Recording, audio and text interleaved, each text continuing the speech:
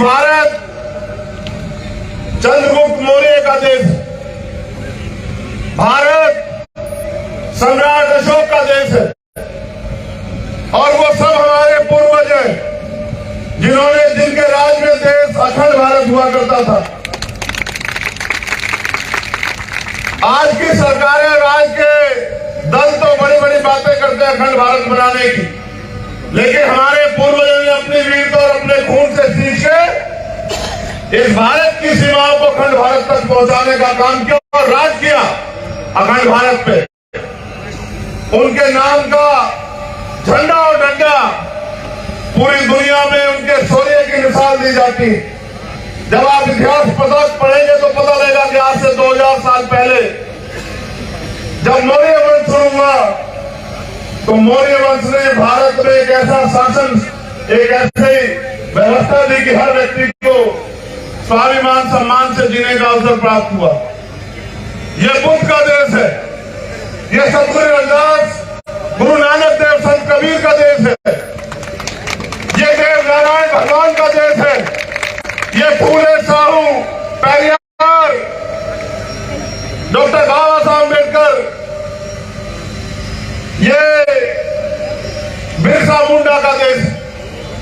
और जिसको भी अवसर मिला उन्होंने प्रयास ये किया कि भारत में मानव जाति के हित के लिए काम।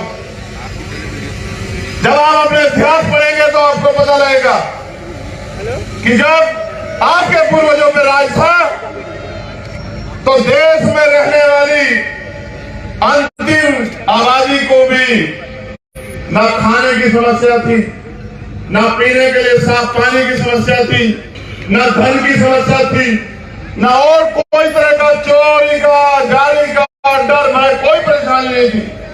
न ही किसी महिला का अपमान होता था, न ही किसी बहन बेटियों को अपने जीवन को कुर्बान करना पड़ता था।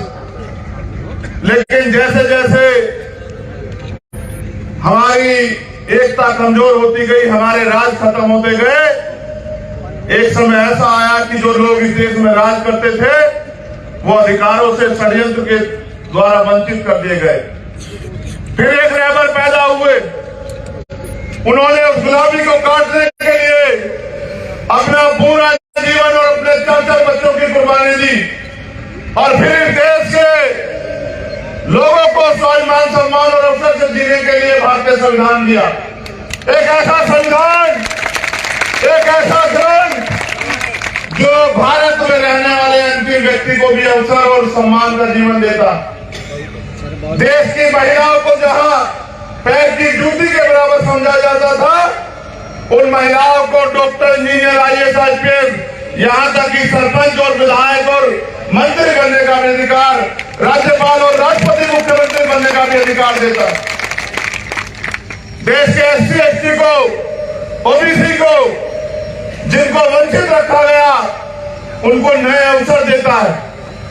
लेकिन समाजी साथियों, वो अवसर तब प्राप्त होंगे क्योंकि आजादी के बाद 70 साल से ज्यादा का समय बीत गया। मैं राजस्थान की बात करता हूं, कभी किसी की सरकार बनवाते हो, कभी किसी की सरकार बनवाते हो, लेकिन ईमानदारी से पूछो खुद से कि क्या आज भी आपको इंसानों जैसा स्वाभिमान सम्मान और अधिकारों के साथ जीने का अवसर राजस्थान में प्राप्त हो रहा है? क्या बताओ? मैं अगर घटनाओं का जिक्र करूंगा तो मेरा सीना छन्नी होगा तो आपका भी सीना बिना छन्नी में नहीं रहेगा। आपको जितेंद्र मेघवाल याद होगा कि मुझे रखने में उसको अपनी जान जो है कुर्बान करके कीमत चुकानी पड़ी। आपको इंदर मेघवाल याद होगा जिसको मटकी से पानी पीने पे अपनी जान देकर जो है कीमत चुकानी पड़ी। आपको उन प्रकार याद होगा कि न्याय न मिलने पे उस मेरे छोटे भाई ने जो है अपनी जान कुर्बान कर दी, सुसाइड किया और मुझे पत्र लिख के कहा कि भाई मेरा अंतिम संस्कार आप आके करना। अगर मैं याद दिलाऊंगा तो आपको कार्तिक भी याद आएगा कि किस तरह से मेरे भाई की हत्या हुई, हत्यारे आराम से चैन से घूम रहे हैं और जिनको न्याय दिलाना चाहिए, जिनको न्याय देना चाहिए उन सरकारों को, वो सरकारें उन विधायकों की और नेताओं की सुरक्षा बन के खड़ी हुई है। ऐसे राजस्थान में जी रहे हो आप लोग। मैं अगर घटनाएं बताऊंगा तो शाम हो जाएगी। यहां बैठा एक नौजवान मुझसे पूछे कि आजाद भारत में आपको स्वाभिमान, सम्मान और हक अधिकारों के साथ जीने का अवसर मिलना चाहिए, नहीं मिलना चाहिए, बताओ। क्या आप जब मेहनत मजदूरी करते हो और बाबा साहब अम्बेडकर ने राज्य व्यवस्था करने के लिए आपको वोट का अधिकार दिया, तो फिर आपकी जवानी, आपका संघर्ष अंगड़ाई क्यों नहीं ले रहा? याद करो, इतिहास पहले राजे महाराज ने तलवार भालों से, घोड़े हाथियों में, ऊंट पे बैठ के युद्ध होते थे, जाने जाते थे, तब जाकर राज्य व्यवस्था परिवर्तन होती थी। आज आप यहाँ जमीन पर बैठे हो, वापस लिए आपने दूसरी सरकार को बदलने के लिए इनकी सरकार बनाई, और इनकी सरकार ने क्या किया? आप मुझसे प्यार करते हो, आप भीम आर्मी से प्यार करते हो, अपने समाज से प्यार करते हो, तो मेरे साथ ये किया सरकार ने कि जब मैं सीएचए के भाई की लड़ाई लड़ने के लिए आया, भाइयों बहनों की, तो 4 दिन यहाँ की सरकार ने मुझे जेल में डाल के रखा। मुझे रात को होटल में सोते हुए को और चुपचाप होकर कि हमारे साथ चलना पड़ेगा, ले जाकर निर्दोष होते मेरे साथियों को मुझे जेल में डालने का काम किया। ये दिया यहाँ की सरकार ने आपके भाई को और आपके स्वाभिमान सम्मान को। जब मैं यहाँ जालौर की घटना में, पाली की घटना में आता हूं तो मुझे एयरपोर्ट पे बंद कर लेते हैं। 12-12, 14-14 घंटे में यहाँ खून के आंसू रोके निकल जाता हूं वापिस, इस उम्मीद के साथ कि एक ना एक दिन तो मेरे लोगों के दिल में आग उठेगी और वो इन निकम्मी बहरी सरकारों के भरोसे लेना छोड़ के अपने अंदर दम पैदा करके अपने दम पे यहाँ खड़े होने का काम करेंगे। उनके लिए कोई बड़ी बात नहीं है, लेकिन जिन्होंने अपनी माँ बहनों में देवियां देखी हो, जिन्होंने अपने बुजुर्गों में, अपने भाइयों में अपना भगवान देखा, उनको तो तकलीफ होनी लाजमी। मेरा सीना छल लिए कोटा संभाग के मेरे साथियों, मैं जिम्मेदारी आपको देने के लिए आया हूं कि आजाद भारत है, हमें अधिकार है, हम इस देश में गुलामी का जीवन जीने के लिए पैदा नहीं हुए मेरे साथियों। हमें गुलामी की गड़ियां काटनी पड़ेगी। सम्मानित साथियों, जब हम वोट के जरिए दूसरों की सरकार बना सकते हैं, क्यों नहीं बाल मारता? क्यों आपके खून में वो ताकत पैदा करना और अपने भाई की इज्जत की रक्षा करना चाहते तो आना 12 फरवरी को, और ऐसा जन सैलाब निकल के आया शोषितों का। राजस्थान तो वो धरती है जिस धरती के संघर्ष की कहानी पूरी दुनिया में लिखी जाती है। राजस्थान तो वो धरती है जो रेतीली बंजर भूमि से जो है अनाज पैदा करके अपना पेट भरती है। ये हमारे संभागों की पहली रैली है।